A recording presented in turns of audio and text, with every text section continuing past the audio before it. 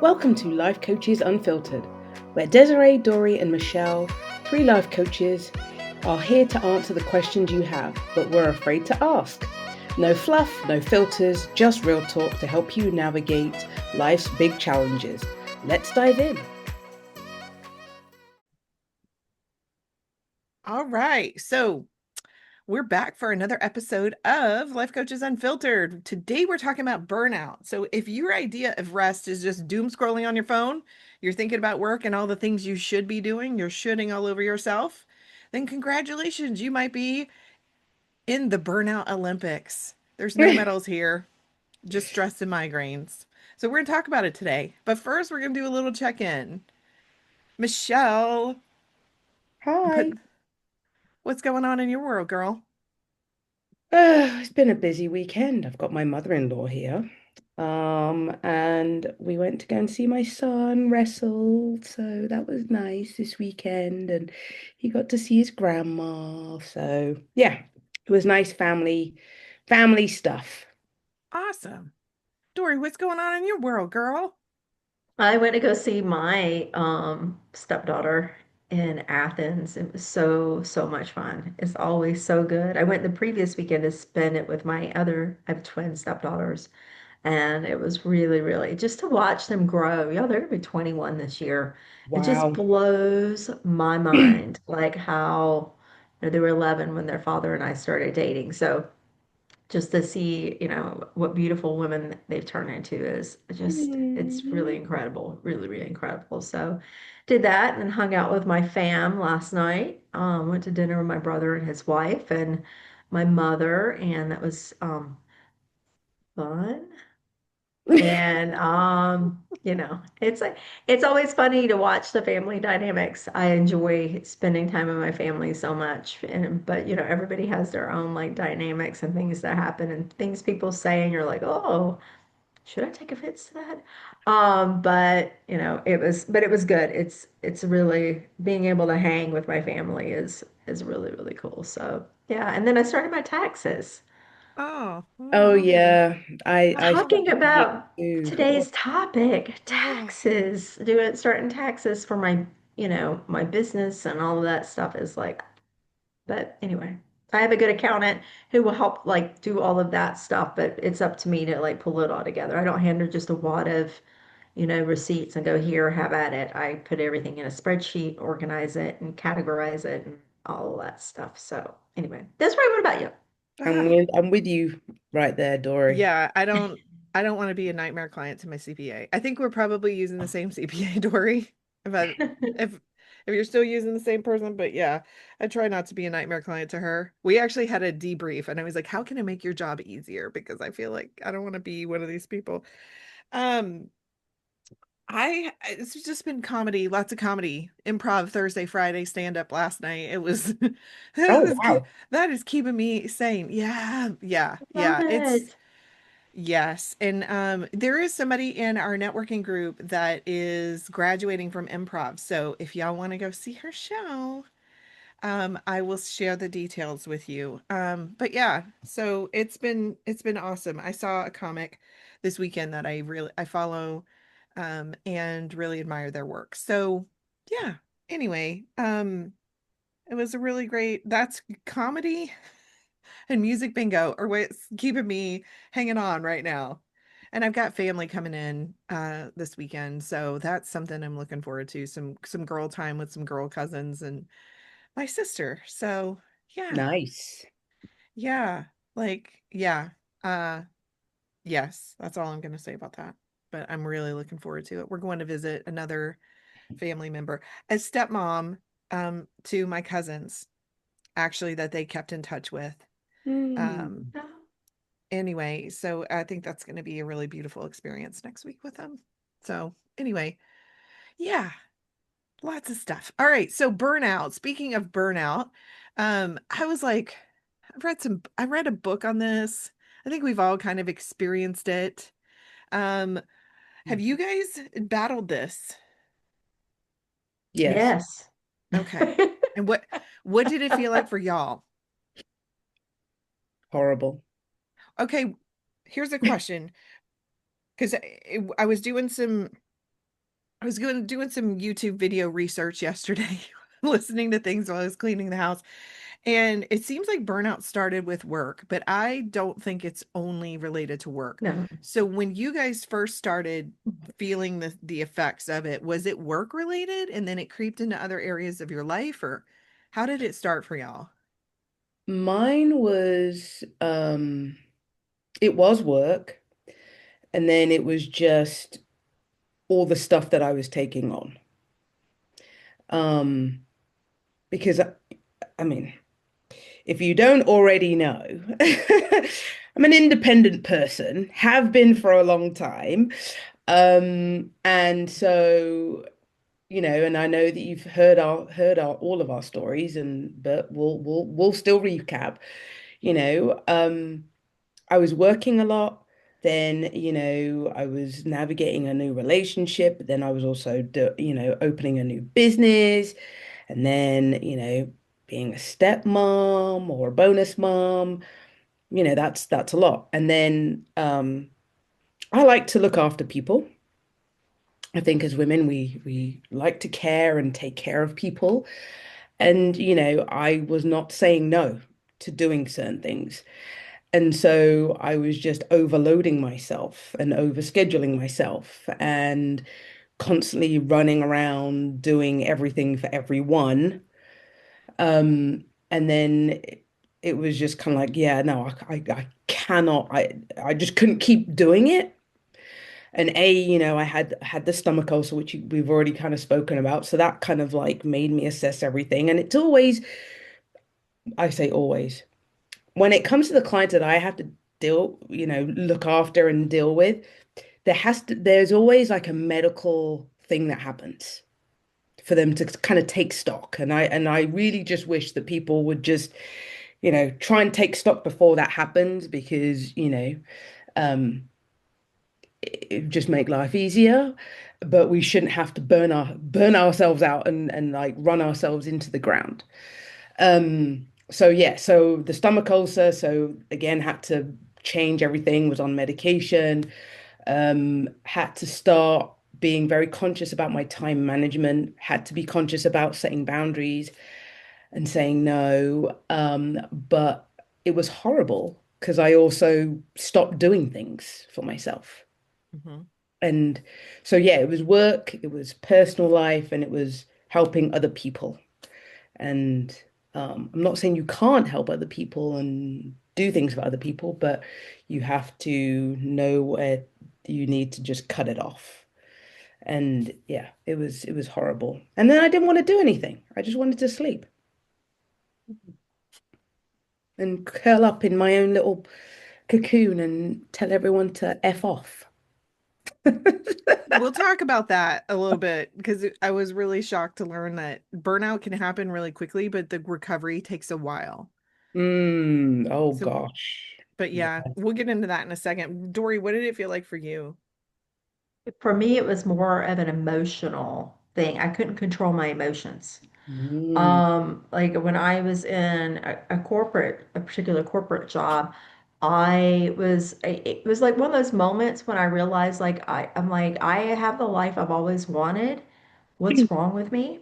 Because I was yelling at people, and anybody who knows me, I'm not a yeller. I don't yell. I don't like, I was yelling, I was throwing things, I was crying a lot. It just and it was all over the board. And I'm like, what is going on with me? I can't, figure out, I have this job that allowed me to be flexible to work from home. I had a beautiful home, a husband, two kids. I always wanted kids. We even had a dog. I had like the dream, and I'm like, why can't I keep it together? Why am I like being so erratic? And it was burnout. And it was burnout from just burning the candle at both ends. And the job was a lot and demanded a lot. And but so did trying to balance and be everything for everybody as well. And so yeah, it was I was done. I had nothing else to give. So it just kind of shows up for me like being erratic. So if you guys see me being batty, then I'm burning out. I don't think I've ever seen you yell. Neither have She's I. so Like that sweet. shocks the crap out Oh, of me. Char is so sweet. Oh, yeah, you're like super zen. For me, it was probably the first time like I was in a kind of a job that I knew that was about to just the company was going belly up and I just I didn't give a damn anymore. I just didn't like when people talk about quiet quitting or I would just sit you don't become effective at work when you're like it doesn't matter. I don't like a lot of things that lead to burnout and then that started to bleed over into other areas of my life because I realized that I was in a relationship that wasn't working, that my marriage wasn't working and then you know, it was just yeah. And then I really experienced it when my mom was sick because I had gone through this divorce, filed for divorce, didn't have a job, which is a whole nother story. So I landed a really amazing dream job. So that kind of lessened the stress a little bit, but then, you know, going through a divorce is stressful. And then my mom getting sick and living in another state with a terminal illness that required a lot of caregiving. Of course I was burnt out, but I feel like I was functional at work to a large degree, partly because I was numbing from all the pain of my mom's illness with trying to dump myself into work, but I was also burning myself out because I was like, I got to keep all these balls in the air. And I think I think it can start with work, but I think there's a bunch of things that contribute to burnout. The research really started with burning out at work because people were stressed and anxious and depressed. And they were like seeking mental health help. This is how like came to light. And in some countries they were like, we'll let you recover from burnout and then, you know, take a few months off and then go back to your job. And they're like, I don't want to go back to that job. And so they started looking at like, oh, what in the workplace makes burnout horror, like makes burnout creep in? What changes in the workplace? And anyway, it's fascinating. I come from a tech background, and Doree, I know you work in tech. Tech has a huge burnout potential, like probably like the why can't I find the freaking word this morning? The probability that you will burn out working in tech is pretty high. And back in Silicon Valley, I think in the 70s, they used to pride themselves on we're a burnout shop. And you're going to come here and you're going to work your butt off and then you're going to get burned out and leave. And they thought it was like a great thing because they didn't have I to pay people severance. But Wow. now it's become a business model of how can we do all of this work with the least amount of people and the competitiveness. So you're working in an environment that's really stressed that you feel competitive, you don't feel this communal support. And then I think about how that can bleed into our lives of like if you're in a relationship where you don't feel supported Mm, or you don't feel like you have agency. Like that can lead to burnout when you feel like life is coming at you faster than you have the ability to whack the moles down, then you never get a break. Does that make sense? yeah, I Yeah. would say teachers also burn Yeah, out teachers in because healthcare too. with yeah, healthcare teachers, because the amount of pressure that's put on teachers to perform and to make sure that, you know, the kids are testing and that they're scoring the highest scores or that they're graduating and, you know, all the grading that comes along and people it's sad to say that some people think that teachers have an easy life. And I'm gonna just say no, they don't, because A, they've got to deal with those children who may not be listening to their parents, and so they're dealing with that behavior.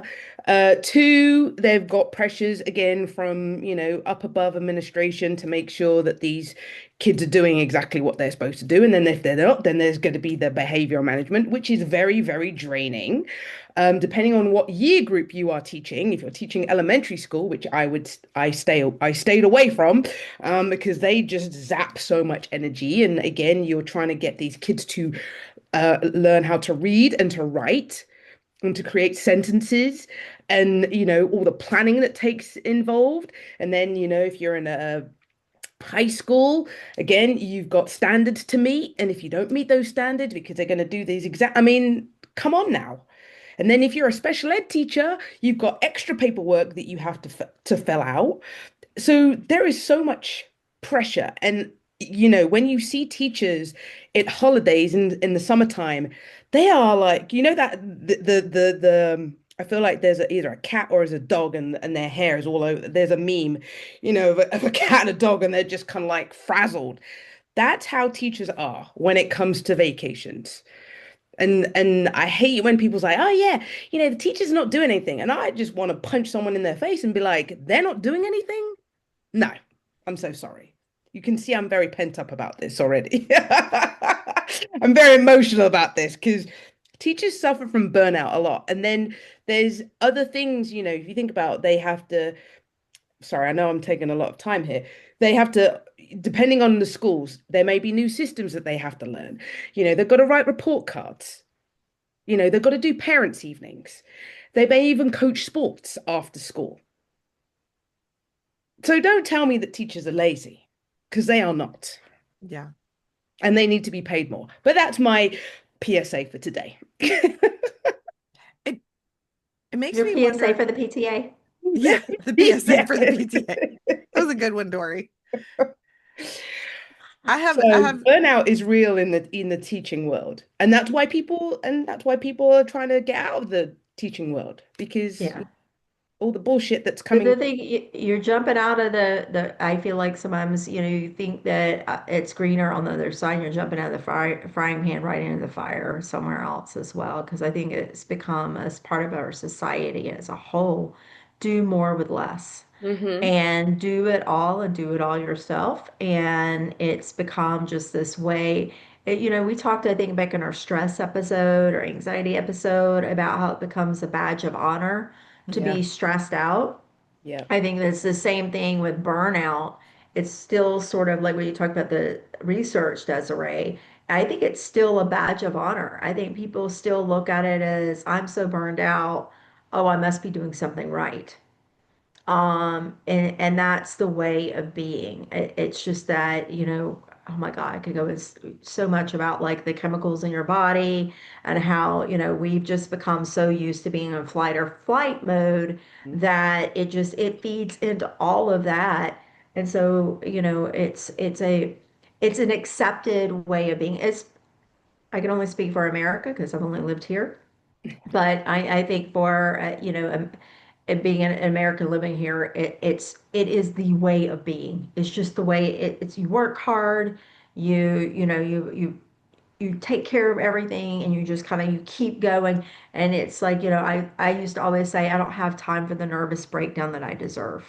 Oh, That's fair. but I would say you're spot on, Dory, because coming from the UK to here Mhm. and seeing how people don't take PTO time, which I'm like, Yes. hello, what are you doing? Like, this company is giving you time to take off, to relax, to refresh, to reset.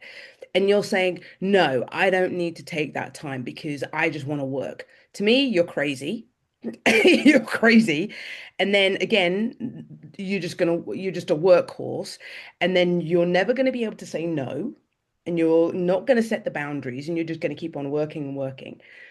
To me, when someone's like, yeah, I didn't take it, I'm just kind of like, you're crazy. I'll take the PTO for you, because in Europe, they expect you to take the PTO. They're not gonna call you when you're on PTO, and they want you to be refreshed. And I do feel that the mentality, again, as you said, it's I want to work as much as I possibly can. And in Europe, it's just like, no, we work, but then we also relax, and we take pride in relaxing. And I, I wish people would just kind of I wish the culture could change. I know it can't change. But It can me, change. it can change. It's whether people want to change. Yes. It, But it's definitely crazy, the fact that people do yeah. that. and Yeah. think, as you said, it's a badge of honor. I just want to keep on working. I've not taken any PTO. I've not taken any sick time. So when you're sick, what are you doing? Oh, I'm going to answer emails when I've come out of surgery. What the hell? Okay, so funny story, really quick, sidebar. I knew of an attorney who actually was in labor and was doing a conference call while she was in labor in the hospital, and then was like, I gotta go. I need to go have this baby. No. Like the absurdity, the badge of honor is bananas, but also I feel like we need to live up to, there's like this expectation that we are on all the time. And um I remember I was driving home. My aunt told me this. So my aunt was in the medical field, and she was a case manager for workman's comp for a while, and she would bring my mom with her on trips so my mom would drive her and she would sit in the passenger seat and work on her notes to update her case so she could be more efficient. And she told me this when my mom was sick.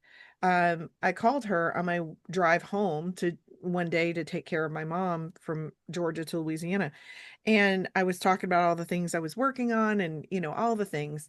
And she was like, Desi, you're not a robot. She was like, your mom used to tell me this. You're a human being and you can't be working 24/7. Like, you are not a robot. And she was like, but your mom told me this when I was working myself into the ground years ago. Mm. And she was like, so I'm going to tell you that. And I'm grateful for that message, right? It was kind of passed down to me from my mom through a third party. But I think that we have this expectation of 24/7, like 365, always on, where it should always be doing something. And years ago, I had a therapist and she was like, well, when do you do fun stuff? Like, when do you go to the movies? And I was like, like, when do you rest? And I'm like, what are you talking about? Right? That wasn't the home I was raised in. Like, my dad was always had a business, a hobby, something going on, or we needed to be working.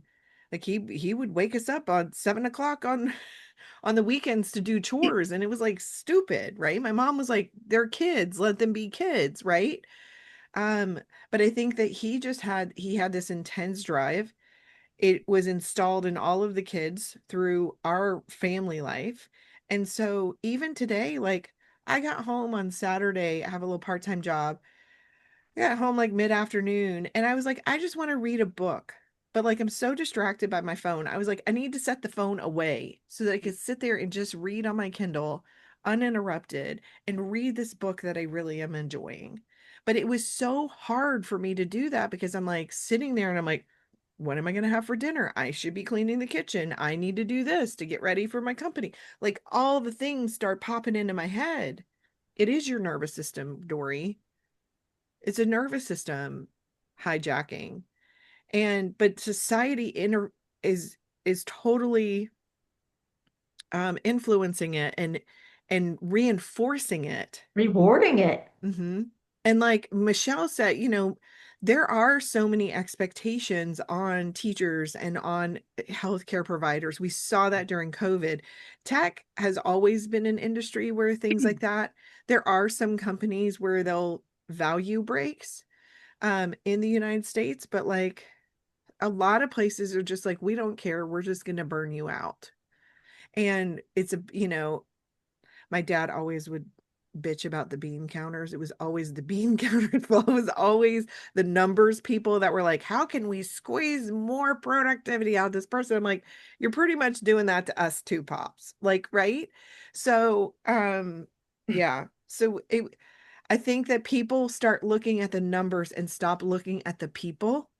There is a community that I'm a part of where people value and say, you know what, I need a break. Like, I'll come back to this task. And Yeah. I really, at first it was jarring because I'm like, what is this? Right? This is so counter. In a lot of ways, this community is very counter to normal society expectations, but I've come to really value that it's a people first kind of place. I think too, it's also about how many times have you ever heard of people talking about like how many plates they're spinning? Hmm. It's also and what made me think of that was when you were talking about how they said, I mean, you need to take a break. You know, there's so many times where you feel like there's so many things going on at one time that if you're taking a break from one, you're hopping to the other one and you're spinning that plate and then you're just kind of, I don't know. It reminds me, I did a like a Facebook post once and I had like these plates like falling off and I said, "Whoopa," because that's the way I think we kind of need to be about some of this stuff is just when one falls, whoopa, and just be like, you know what, it's celebrate sometimes a plate hitting the floor because that means that you're able to just kind of step back and let the plate start falling. I think a lot of this stuff is also manufactured bullshit. So honestly, because a lot of the things that caused me stress in the corporate world were somebody's unrealistic expectations, a, a deadline that had no fucking actual data to support it. And it was just like, you people are just chaos mongers out here. You're like little rabid raccoons in a house, like terrorizing all of your employees, right?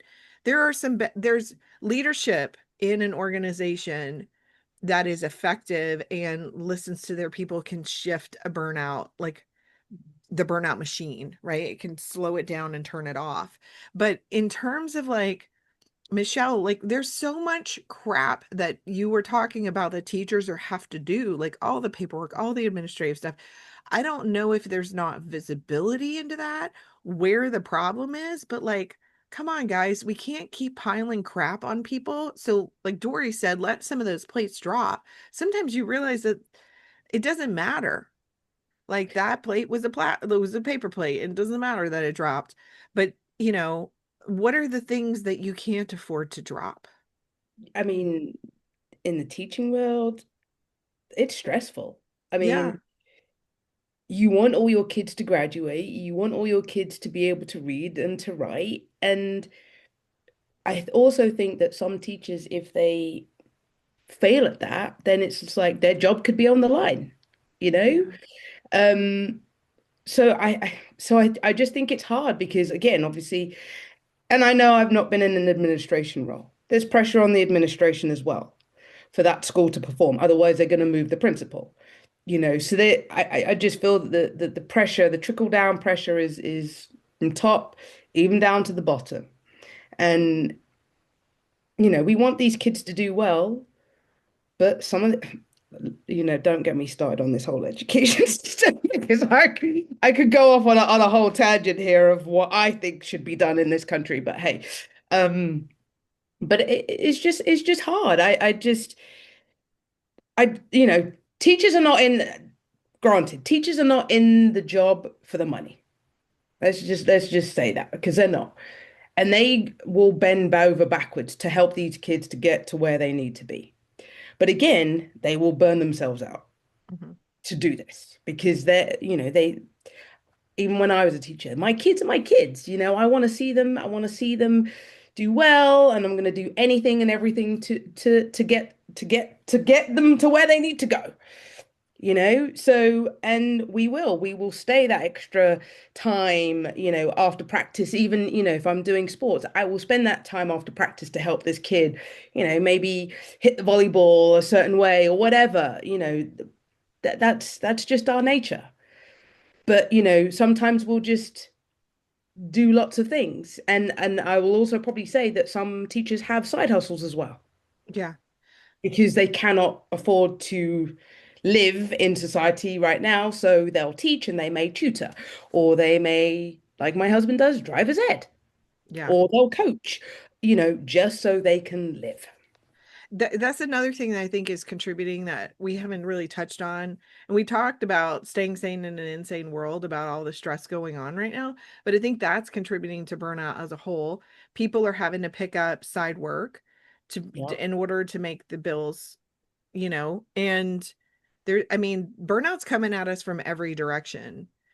And I remember a couple of years ago, I was looking at maybe moving abroad, and I was on this webinar on like what is it like to live in France? And she was talking about the societal differences. Like, there's a lot of stores that are closed on Sunday. Like, we expect things in the United States to function. Like, we get pissed off if a store is closed on Sunday, you know? Chick-fil-A advertises very, very in Atlanta, there's Chick-fil-A everywhere because it's their headquarters. So as everybody knows, on every sign that they have on the street, closed on Sunday. Like, so we expect Chick-fil-A. Do you think that hurts their business? No, it doesn't.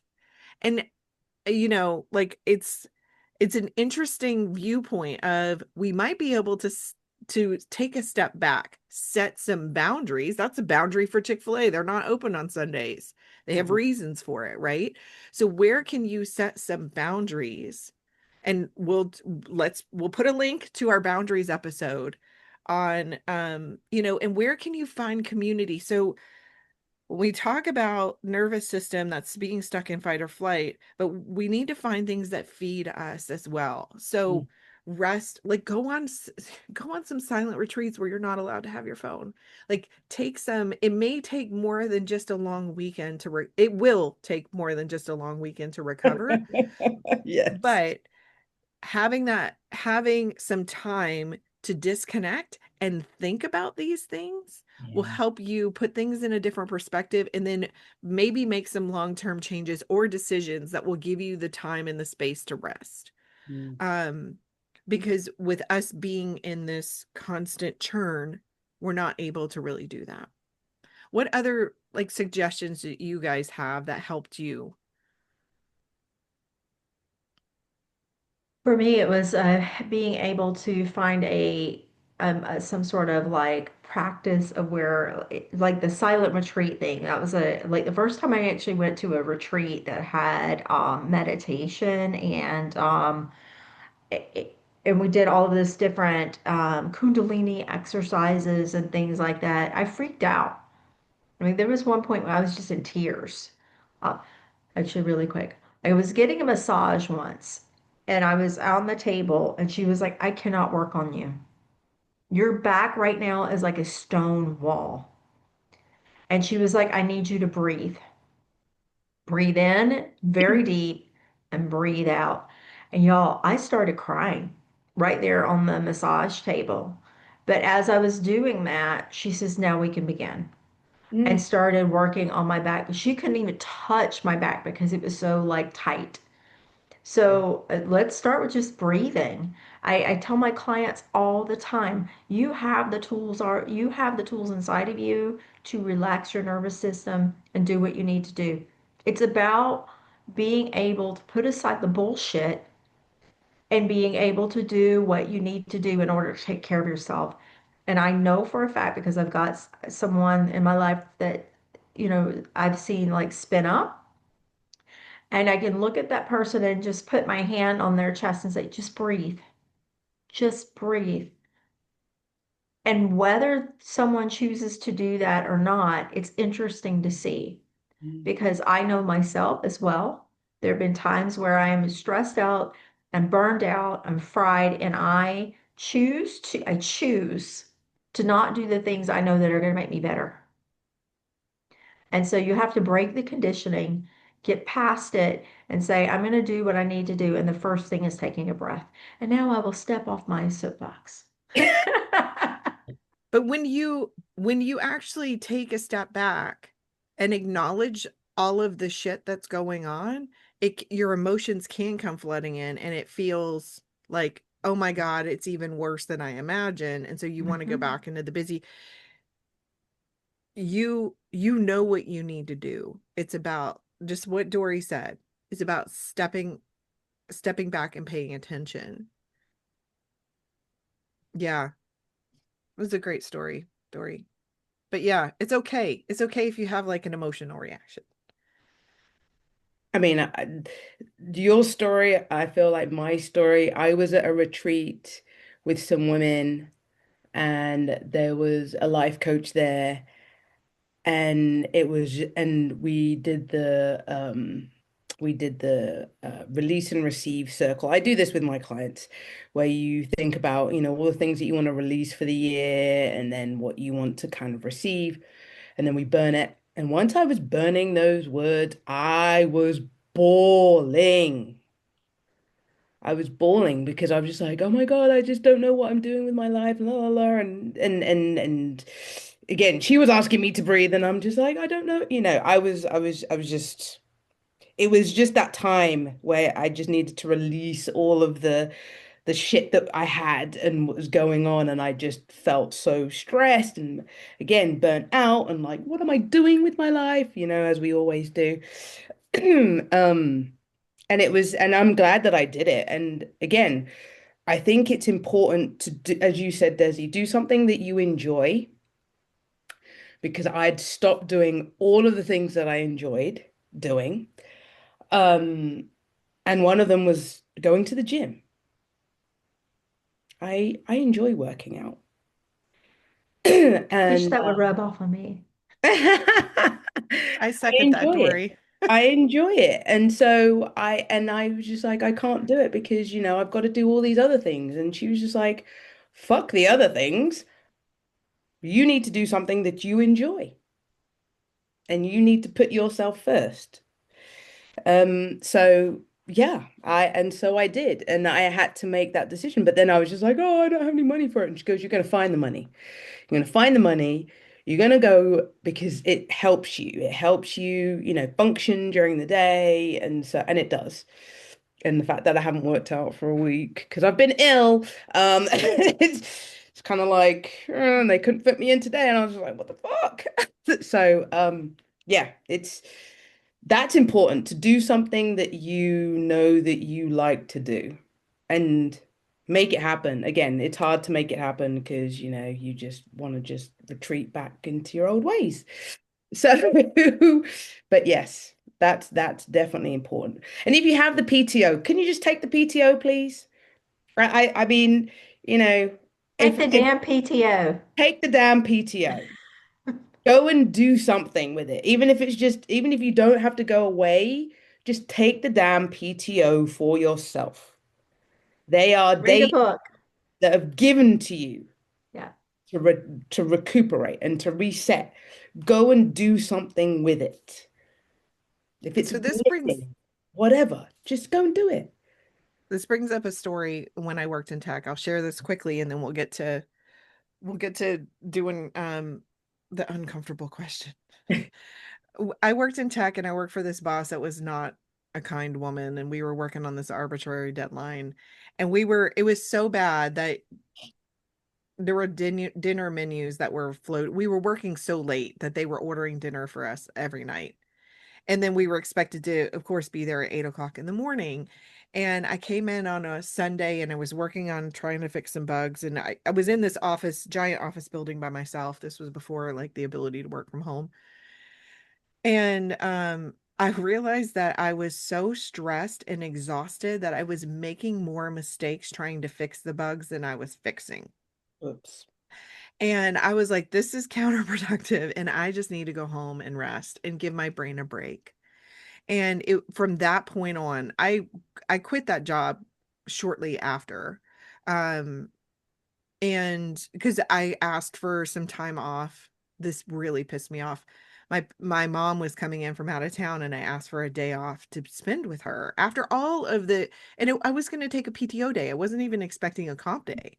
But after all of this overtime that we had worked, and she told me no. And I was like, you don't value your employees. And I came in the next day and submitted my resignation and I never looked back. And I tell you what, I will never work for that woman again.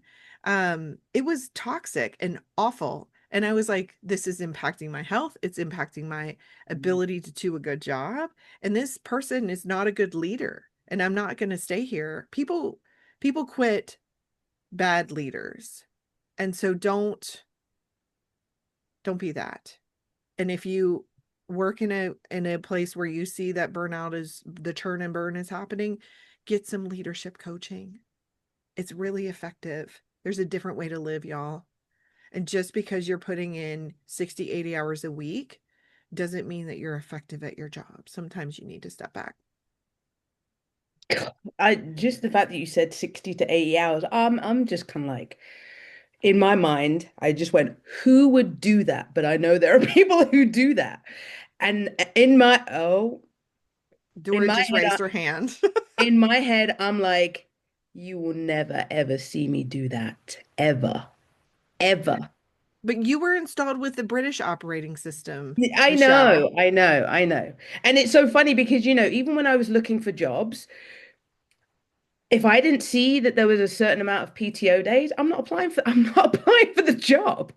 It's very simple for me. When I look for a job, I first the first thing I'm looking at is the PTO days. And if I think that they are if there's some bullshit that says a week PTO, I'm not working for you. You do not value my health, Hmm. period. Yep. If I see, 25 days, I'm just like, okay, that's not bad, to start off with. And everyone was like, 25 days, that's a lot. And I'm just kind of like, we had 35 days off the bat in the UK. So what are you talking about? 25 days. And then someone wants to give you a week and they want to work you to the bone. No. So Sometimes you that's have, that's the first thing that I look at whenever I look at a job. I'm looking at the PTO days. And if I think that they're inhumane of a week or you don't get any PTO for the first year, that's what I'm saying to that company. I'm not working for you. You don't value me. You do not value me as a person to have time off. So I will not work for you. sometimes you have to slow down to go fast. I know, right? And yeah, if we're ineffective, like yeah, what we're wearing a badge of honor and running ourselves ragged for no reason. It's Yeah. stupid.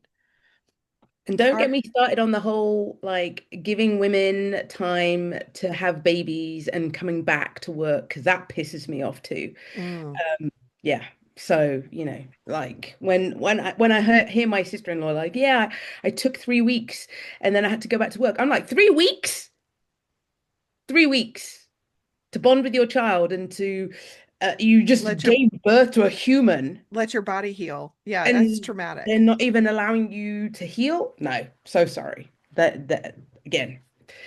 So sorry. I feel like this is a very important topic. You're very passionate. All right, what's our uncomfortable question of the week, Michelle? Um, hmm. Oh, I don't know. Do do do do I know, do right? I do need the do music. do do do do. Um, oh, okay. Here we go. All right. Okay. Are you burnt out from your life or burnt out from the person you think you have to be? I right now I'm burned out from my life because I'm spinning a lot of plates trying to make things work. And I need to, yeah. I I'm burned out from I'm not being the person that I want to be because I am focused on making other things work right now. And I think that it's a temporary thing, but I don't think it's a temporary thing. It's a priorities thing for me. Doree? I think both. I think that right now it's life on life. We have a thing in AA called life on life's terms. I think it's that. I think it's also still, I'm a work in progress, still letting go of what other people think about me. And as a part of that, that feeds into that alter ego that I have of the hard worker. So I think it's a little bit of both. And the pressure I put on myself, we didn't even talk about, the burnout of your just burnout on yourself, who you are. But anyway, another topic for another day, it sounds like.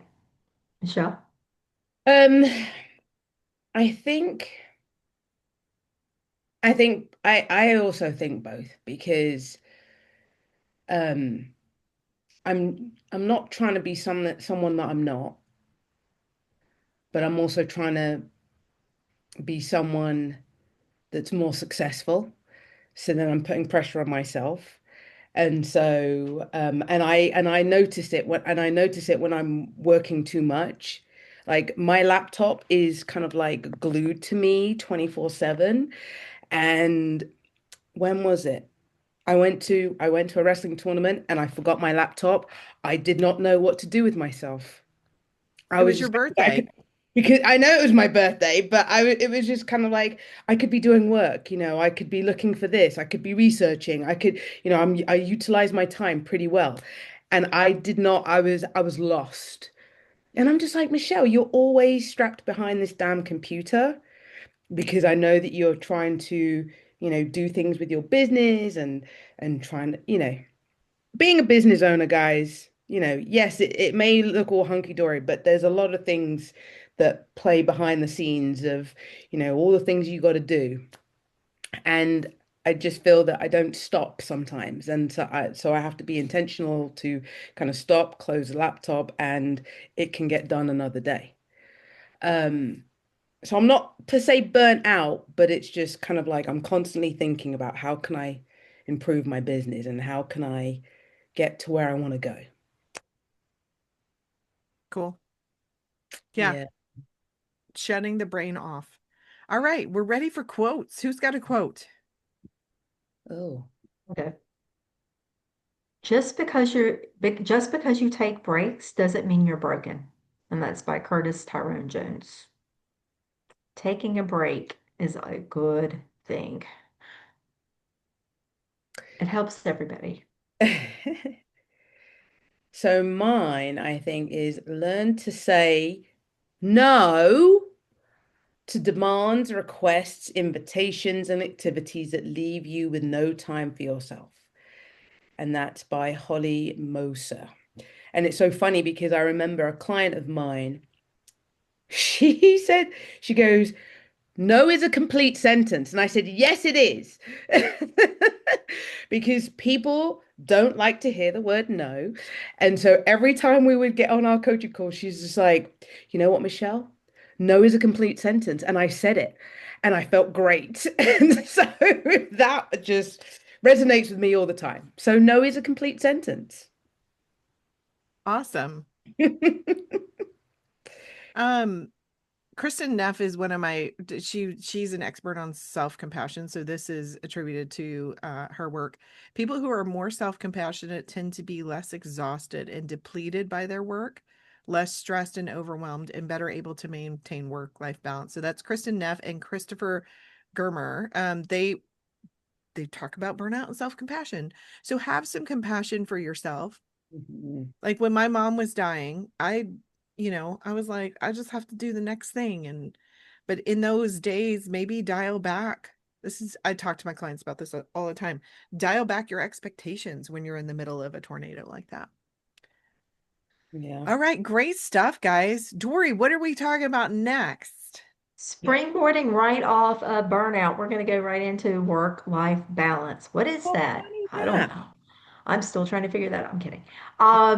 I think that is it's a really hot topic. It's one that people talk about all the time, and it's something that can lead to burnout. It can really just take you away from living your life. So I'm really excited about this topic and about being back with you ladies because I love you so much. Awesome. And if you enjoyed this episode, go ahead and follow us on your favorite podcast player platform so you never miss an episode. Catch up on our back catalog. Um, and we will post all of the other episodes we mentioned down below. So if you want to check those out, you can. Thanks. All right. Bye. Peace out, y'all. Bye, everybody. Bye. Thanks for tuning in to Life Coaches Unfiltered. If you love this episode, be sure to subscribe, leave a review, or follow us on social media. Got a question you've been afraid to ask? Send it our way at lifecoachesunfiltered@gmail.com.